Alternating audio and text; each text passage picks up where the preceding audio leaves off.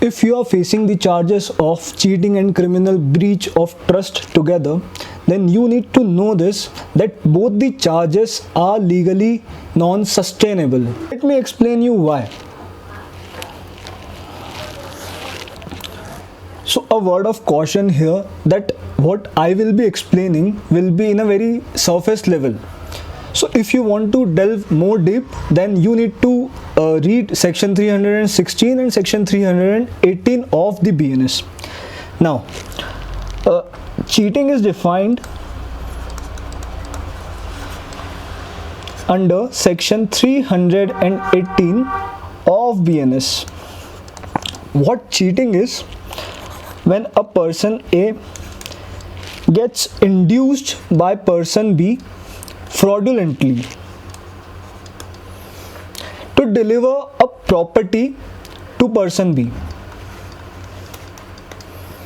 Now, since the property delivered involved an element of deception, this delivery will be illegal. Now, for a while, I would like you to remember this, that this property is illegal.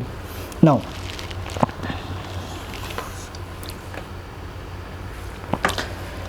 what criminal breach of trust is? It is defined under section 316 of BNS. And on a surface level, when a person A delivers his property to person B by entrusting him for some purpose, and this person B then uses the same property for his own purpose,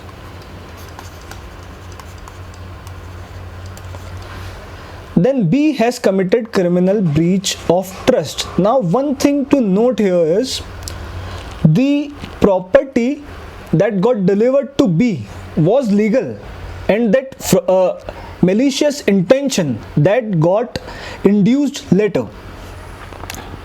Now, let me explain you this using a timeline.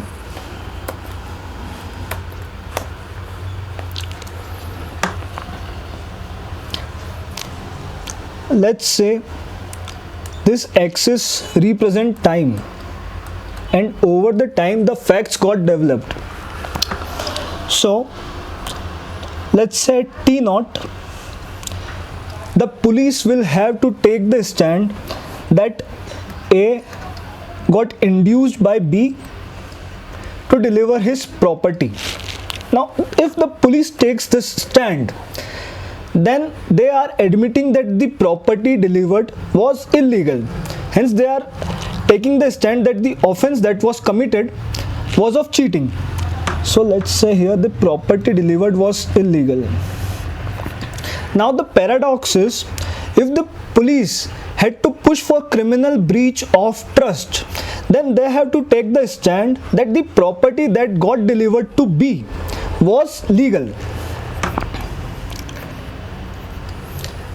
Now, I ask you, is it possible that at the exact T0, can the property delivered be simultaneously both legal and illegal?